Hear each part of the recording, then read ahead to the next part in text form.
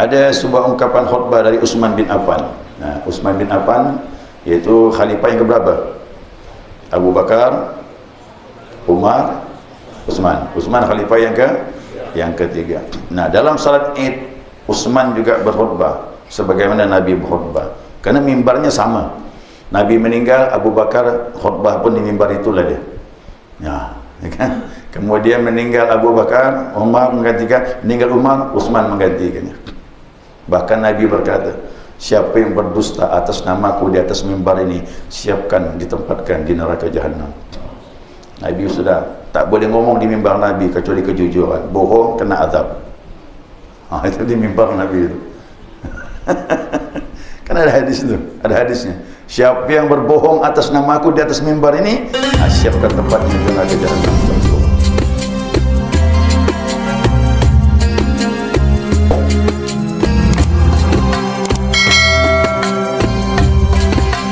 Qala musannif rahimallahu ta'ala wa nafa'ana bi'ulumihi bid-darain amin. Jamaah sarsuruh rahimakumullah. Assalamualaikum warahmatullahi wabarakatuh. Alhamdulillah, senantiasa kita mengucapkan pujian dan syukur kita kepada Allah atas limpahan rahmah hidayahnya. Subuh ini kita dapat melanjutkan kajian kita, mudzakarah kita, panduan kitab Bulughul Maram. Lanjutan yang masih berhubungan dengan Jumat, ya, hadis berikutnya. An Zaid bin Arqam radhiyallahu anhu, dari Zaid bin Arqam, Allah ridha kepadanya, qala sallallahu Nabi sallallahu alaihi wasallam, sallallahu Nabi sallallahu alaihi wasallam al-Eid thumma rakhasa fil jum'ati. Nabi salat Id, kemudian beliau memberi rukhsah, keringanan pada salat Jumat. Faqala, ya, sambil Nabi mengucapkan, man syaa ayusalliya falyusalli. Siapa yang menghendaki melaksanakan salat Jumat, maka salatlah. Rawahu khamsah, riwayat 5 ahli hadis, illa Tirmidzi, melainkan Imam Tirmidzi, ya, melainkan Imam Tirmidzi tidak termasuk. Berarti 4 ahli hadis yang mengucapkan hadis yang sama, yang mengeluarkan hadis yang sama. Baik jemaah, ini hadis juga dikatakan disahihkan oleh Ibnu Khuzaimah. Dalam kalimat hadis ini menyebutkan bahwasanya salat Nabi SAW Eid, Nabi salat Id. Nah, di sini maksudnya salat itu salat Id yang bertepatan dengan hari Jumat. Nah, ya. Nabi salat Id kemudian memberi rukhsah keringanan pada salat Jumat. Artinya salat Jumat itu setelah salat Id. Pagi salat Id, kemudian siang salat Jumat. Nah, itu menjadi ringan, ya.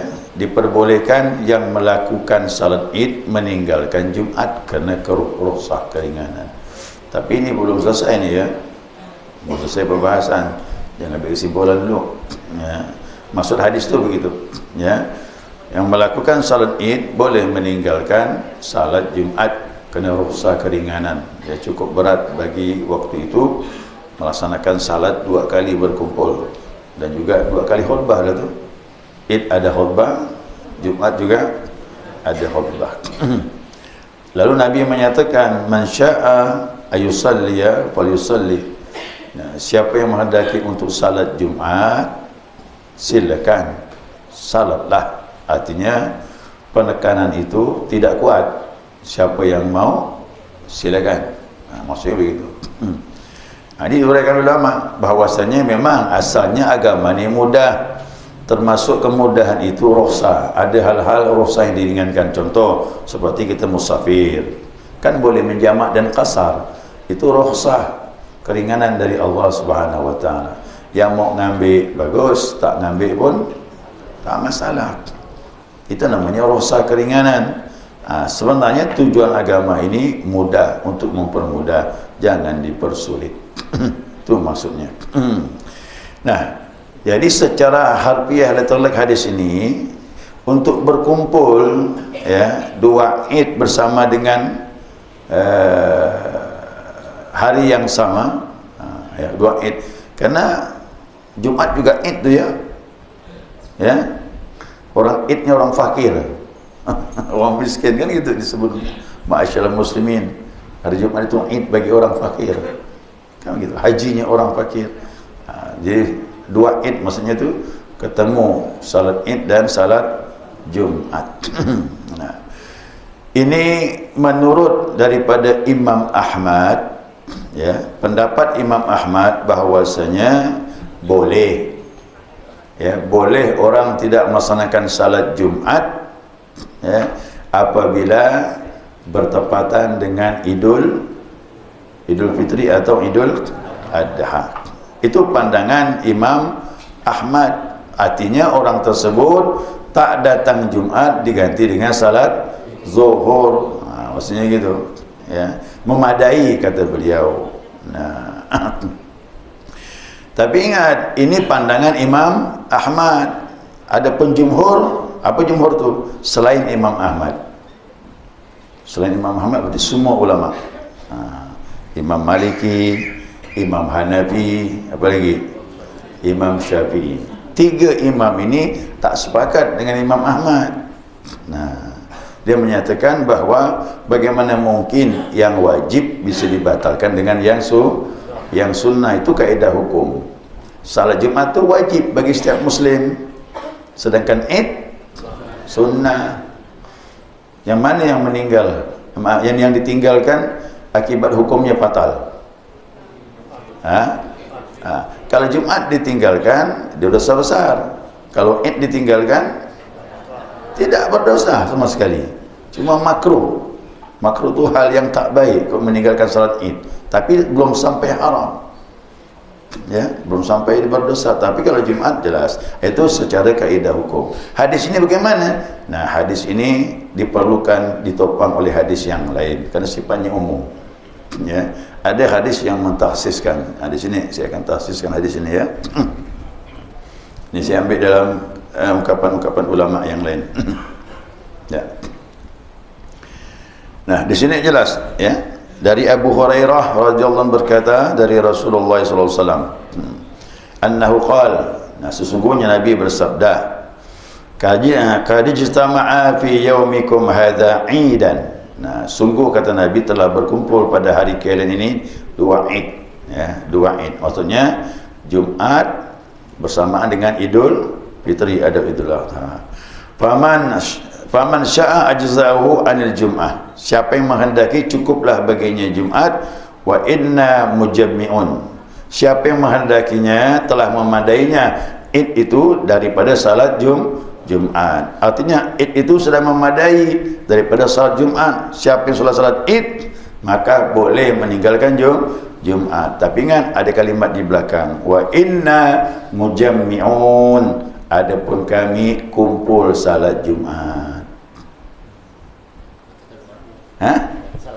Salat Jumat Nabi kan bilang begitu.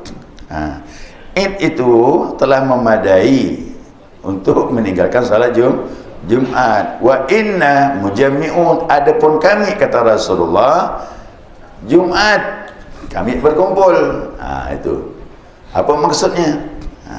Kalimat man syaa tadi itu, kalimat man syaa yang mau berkehendak meninggalkan Jumat silakan.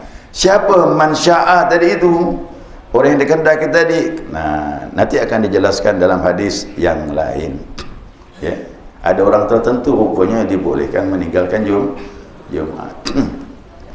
Hadis yang lain lagi dari Zaid bin Arqam, anna Nabi sallallahu alaihi wasallam bersabda, "Shallal 'ida fi yaumi Jum'ah."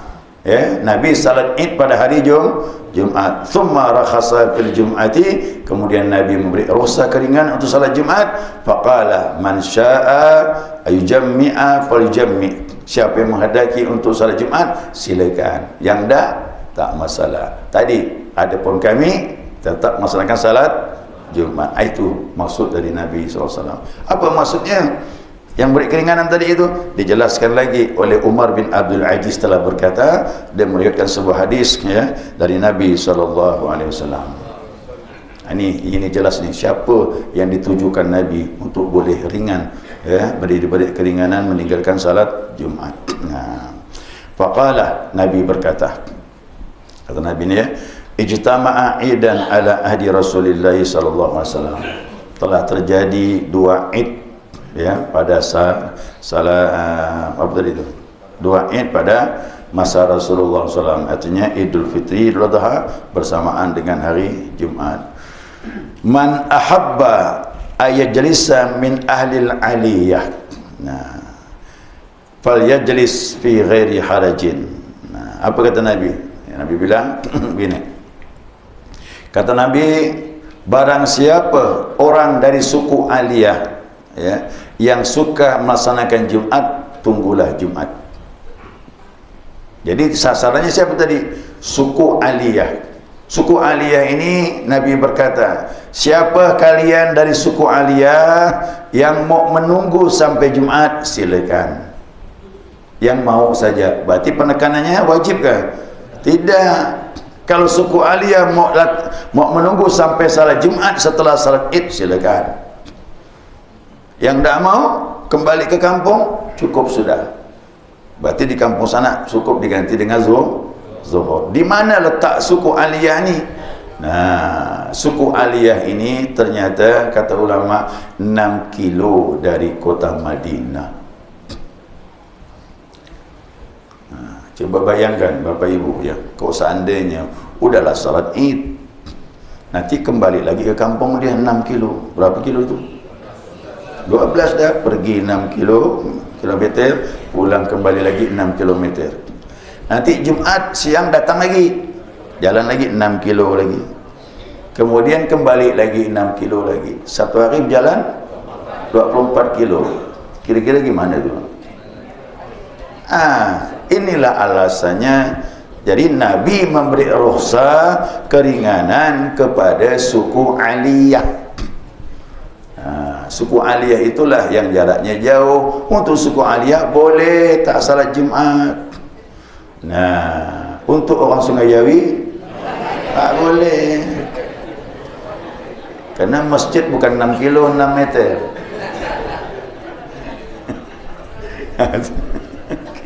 Ya, masjid 6 meter.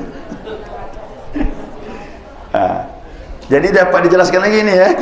Biar kita faham. Jadi Nabi itu mengerjakan Jumat, ya, yang tak diberi rukhsah ya suku aliyah tadi. Nah, kemarin kalau tidak salah saya nyebutkan tentang surah yang dibaca Nabi itu. Ini menunjukkan bahawa Nabi mengerjakan Jumat dan Nabi juga mengerjakan salat Id sekaligus doa-doanya. Ya. Dari Nu'man bin Bashir, ya. Dari Nu'man bin Bashir, anna Rasulullah sallallahu alaihi wasallam kana yaqra'u fil 'idain wal jum'ati bisabbihi isma rabbikal a'la wa hal ataka hadithul ghasyiyah. Nah, kata Nu'man bin Bashir, Nabi membaca dalam salat Id. Nah, ya, salat Id, Idul Fitri maupun Idul Adha, bahkan Jumat. Itu tadi. Ya, Nabi salat Idul Fitri, salat Idul Adha, wal Jum'ah dan juga salat Jum'ah membaca surah bisabbihi isma rabbikal a'la wa hal ataka hadithul ghasyiyah. Dua surah ini Nabi baca. Nah, kemudian wa rubbama ijtama'a fi yaumi wahidin fayaqra'u bihima. Kadangkala bertemu hari Jumat dengan Idul Fitri dan Nabi pun membaca kedua surah tersebut dalam dua salat itu. Berarti Nabi salat Jumat itu. Ini Nu'man bin Bashir mengatakan kadangkala ketemu Idul Fitri dengan hari Jumat, kedua-duanya dibaca Nabi. Artinya Idul Fitri Nabi membaca Sabbihisma rabbikal a'la dengan hal ataka hadithul ghasyiyah, begitu Jumatnya itu lagi surahnya. Berarti Nabi mengerjakan salat Jumat. Jelas sudah. Ya, jadi untuk kita ini tak berlaku lagi. Mau berlaku mana? Kita Pontianak ni, mana? Pontianak ni lebih hebat dari NTB yang katanya NTB itu 1000 masjid. Pontianak ni, kota Pontianak lebih dari 1000 masjid. Ya, Pak Wali yang ngomong saya. Lebih dari 1000 masjid Pontianak, bahkan mendekati 2000. Masuk. Jadi tak ada alasan. Mau ke mana lagi? Mana ada hutan sini? Ada padang pasir jauh-jauh 5-6 kilo. Jadi ini tak berlaku untuk kita ini sekarang. Nah, untuk kita ini hadis ini sudah mansukh, tak berlaku kecuali kita berada di tempat seperti ini. Mungkin ada daerah pedalaman yang jauh dan sebagainya, jaraknya jauh, mungkin 6-7 kilo. Nah, untuk datang sulit. Kalau gitu boleh untuk meninggalkan Jumat. Tapi kalau hati kuat, silakanlah. Ya kan? Yang jelas hukumnya tidak wajib yang jauh-jauh itu untuk datang Jumat. Bahkan suku Aliyah itu tidak wajib Jumat 6 kilo. Nabi kan bilang mendengar azan sampai tidak 6 kilo dengar azan. Berarti tidak wajib Jumat. Jangankan salat Id. Yang salat Jumat Id pun tak wajib dia. Tapi kerana hati dia kuat, iman dia mantap, jalan dia 6 kilo. Ya, jadi orang dulu tu kuat. Ya, kerana imannya kuat, salatnya pun kuat, biarpun jauh dia berjalan. Ya, jadi kesimpulannya jelas sudah ya. Ini khusus untuk kepada suku Aliyah. Ada sebuah ungkapan khutbah dari Utsman bin Affan. Utsman bin Affan iaitu khalifah yang keberapa? Abu Bakar, Umar, Utsman khalifah yang ketiga. Nah, dalam salat Id Utsman juga berkhutbah sebagaimana Nabi berkhutbah. Karena mimbarnya sama. Nabi meninggal, Abu Bakar khutbah pun di mimbar itulah dia. Ya, kan? Kemudian meninggal Abu Bakar, Umar menggantikan, meninggal Umar, Utsman menggantikannya. Bahkan Nabi berkata, siapa yang berdusta atas namaku di atas mimbar ini, siapkan ditempatkan di neraka jahanam. Nabi sudah tak boleh ngomong di mimbar Nabi kecuali kejujuran. Bohong kena azab. Itu di mimbar Nabi itu. Kan ada hadis itu, ada hadisnya. Siapa yang berbohong atas namaku di atas mimbar ini, siapkan tempatnya di neraka jahanam, Rasulullah. Nah, jadi Utsman ni ngomong ni. Apa kata Utsman bilang? Ya ayuhan nas, ya, hai manusia sekalian, hai sahabat yang berada di masjid. Qad ijtama'a idan fi yaumikum. Sungguh telah terjadi 2 Id dalam satu hari ini, ya, Idul Fitri dengan hari Jumat. Faman arada min ahlil aliyah ayusalli ma'ana al-jum'ah falyusalli. Siapa yang menghendaki dari kalian suku Aliyah ingin salat Jumat lagi bersama kami, silakan. Wa man arada ayasrifa falyansarif. Siapa ingin berpaling, tak ingin salat Jumat, cukup di kampungnya saja, silakan. Jelas kan? Jelas tidak? Hai suku Aliyah, langsung disebut suku Aliyah itu. Kalau kalian mau Jumat lagi sama kami siang nanti, silakan. Yang tak mau, silakan juga. Cukup di kampung salat zuhur, selesai. Ini jelas sudah nih. Ya. Riwayat ini kuat sekali untuk menekankan apa maksud daripada hadis Nabi sallallahu alaihi wasallam. Ya, wallahu a'lam. Sekira cukup. Jadi ini untuk sekedar diketahui ya. Ini untuk sekedar saya dulu masih ingat nih. Saya masih ingat dulu sebelum saya kahwin, ini berita ini gempar dulu. Mungkin bajingan masih orang yang tak Jumat tuh tertib. Kitabnya Bulughul Maram juga Pak. Ini kan Bulughul Maram nih. Cuma pendapat beliau itu tidak disepakati ulama. Jadi pendapat beda sendiri. Maka dibantah oleh ulama dengan hadis-hadis yang saya sebutkan tadi itu. Ya, dulu banyak pernah terjadi, saya masih ingat dulu. Habis salat Id tak lagi Jumat. Ya kan? Nah, kita tidak bisa. Kita ada dasar yang kuat kerana kita tidak boleh meremehkan hukum. Bagaimana hukum yang wajib bisa tinggal? Ya, kalau disuruh pilih kita ni, lebih baik tidak salat Id, biarlah tak salat Id, jangan tak salat Jumat. Karena hukumnya berat timbangannya. Yang satu wajib fardu ain dan wajibnya berjamaah, yang ini sunnah muakkadah. Tinggalkan sunnah muakkadah, ambil yang wajib. Kalau disuruh milih, kok dapat jangan milih. Ya, lakukanlah dua-duanya. Mudah-mudahan dirahmati Allah. Salat Id itu ada juga ulama berpendapat wajib. Imam Hanafi bilang Id wajib, kita enggak. Ya, Id itu sunnah. Sekiranya cukup, mungkin ada pertanyaan, silakan jawab. Kalau kita apakah Jumat itu bisa gugur. Kemudian kalau misalnya kita tetap melaksanakan Jumat, bagaimana cara kita melaksanakannya jamak kasarnya gimana?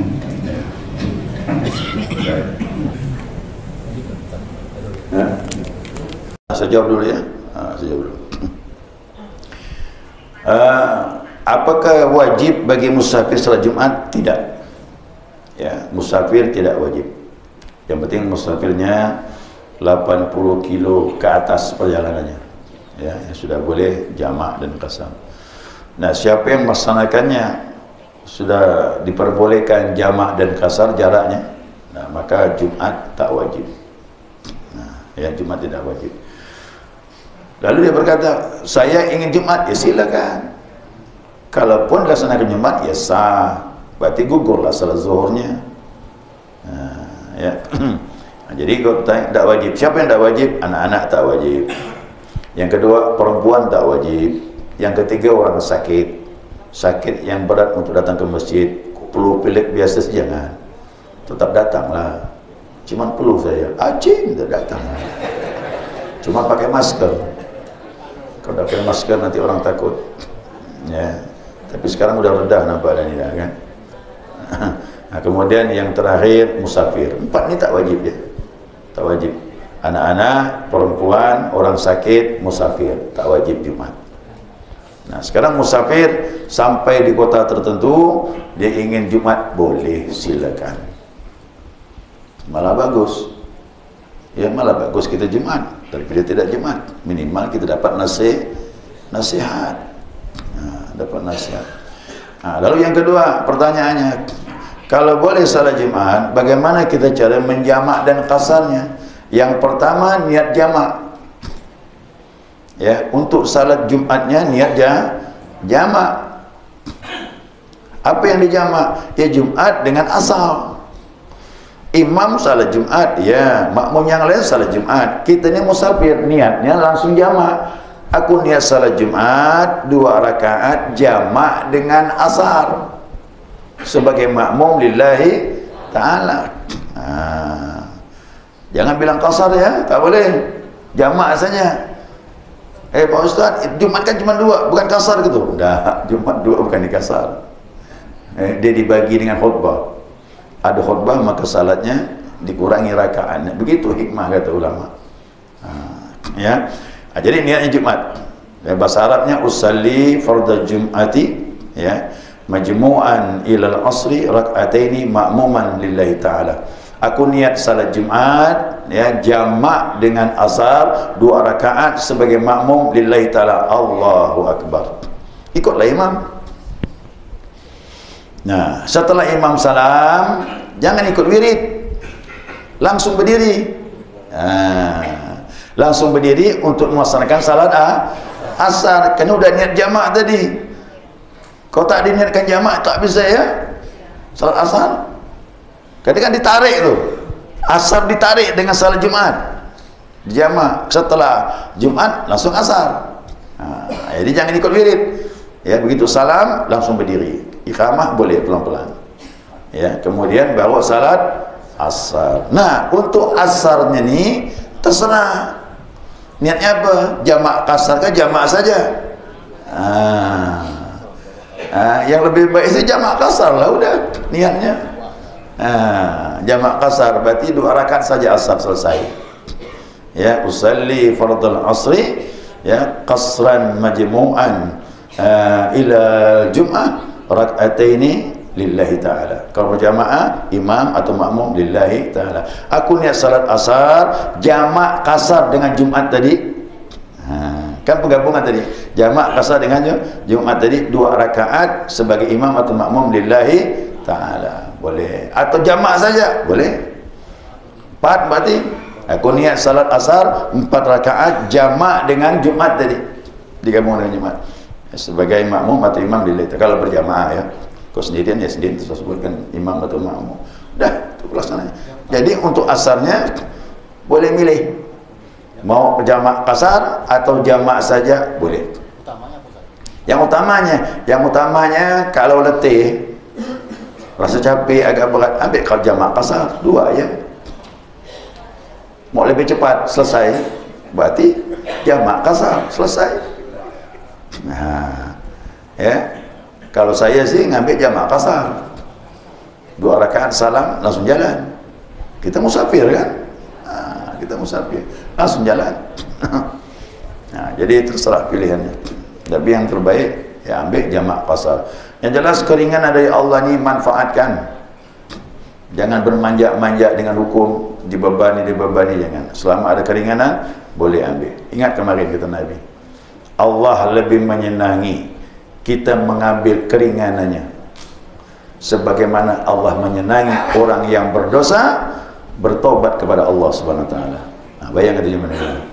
Gembiranya Allah dengan hambanya yang bersalah bertobat, Allah rangkul dengan maghfirah pengampunannya. Begitu gak rosah keringanan, kita ambil senangnya Allah luar biasa. Jadi kalau saya ambil, kapan lagi kita ambil? Assalamualaikum warahmatullahi wabarakatuh. Sholat zuhur.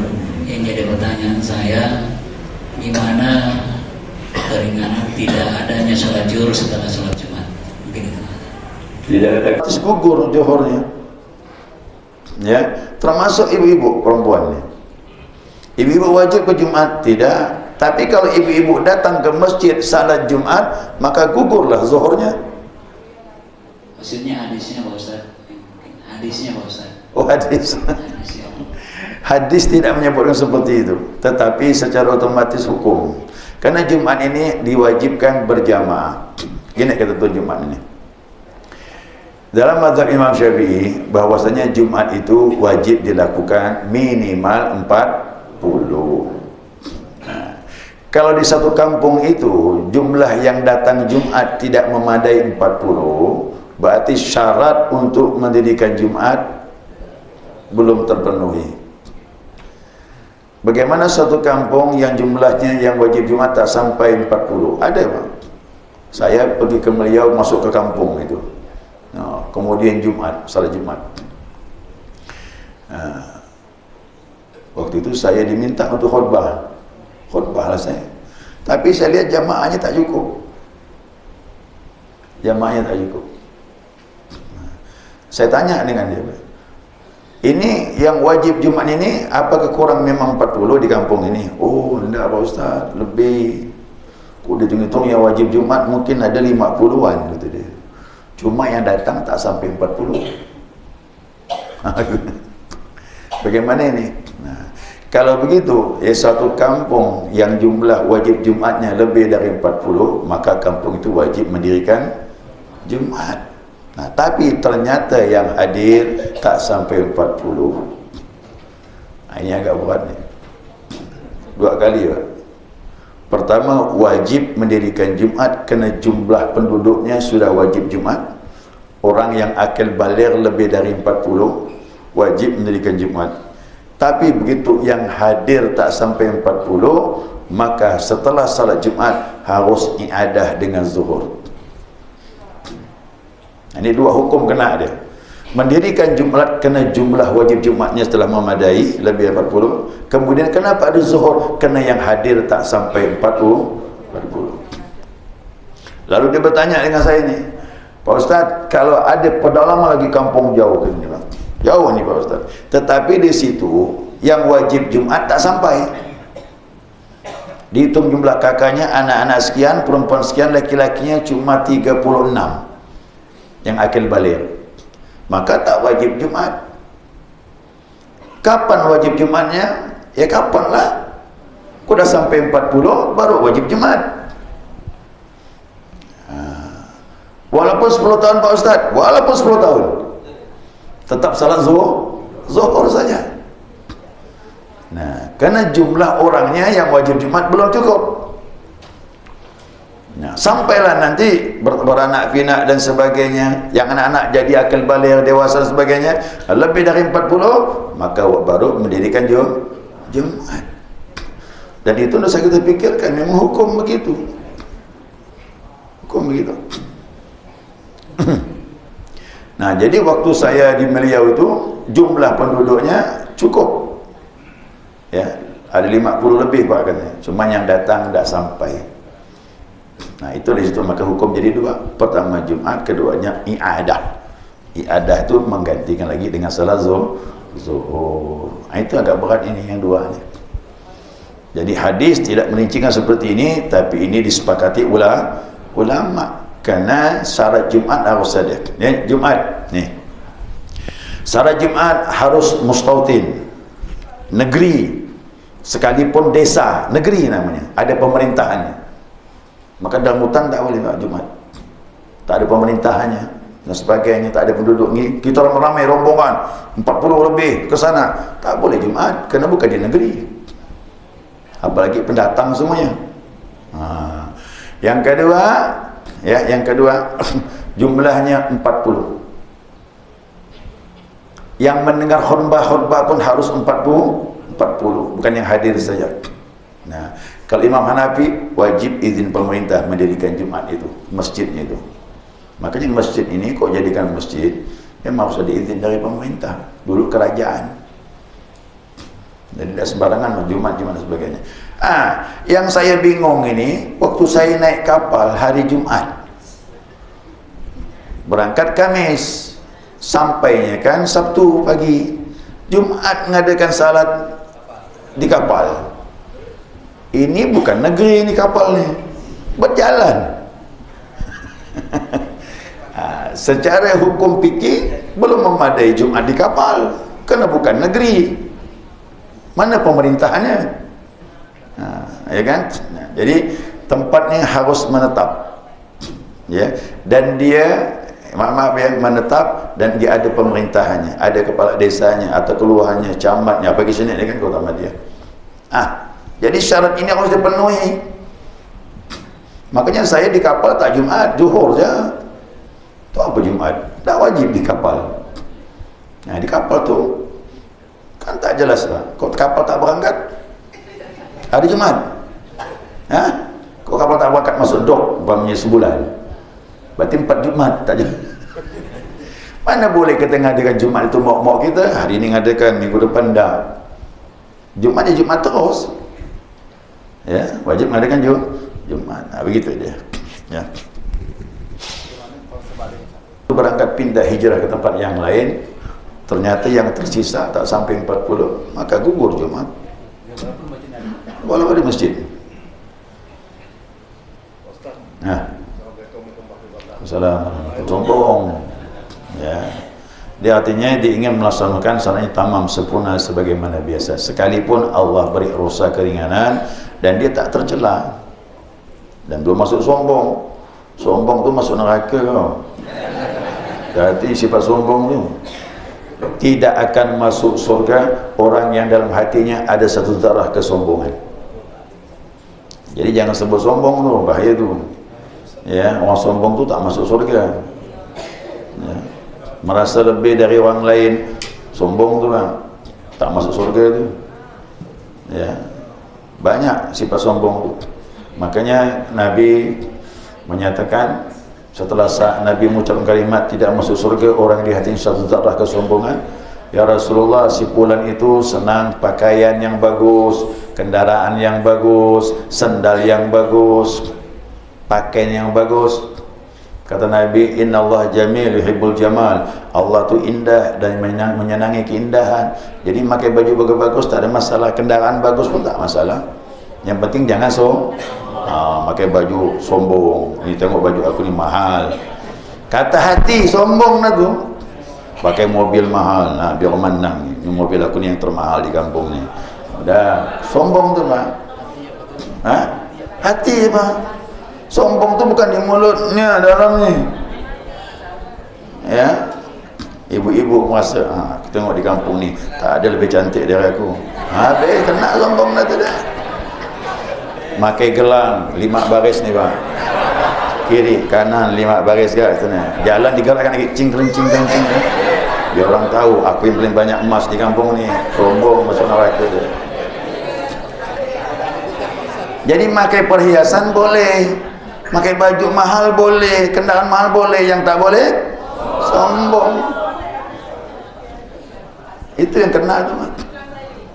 Jadi sombong itu apa ya Rasulullah? Ghamtun nas itu menyepelekan orang, sombong.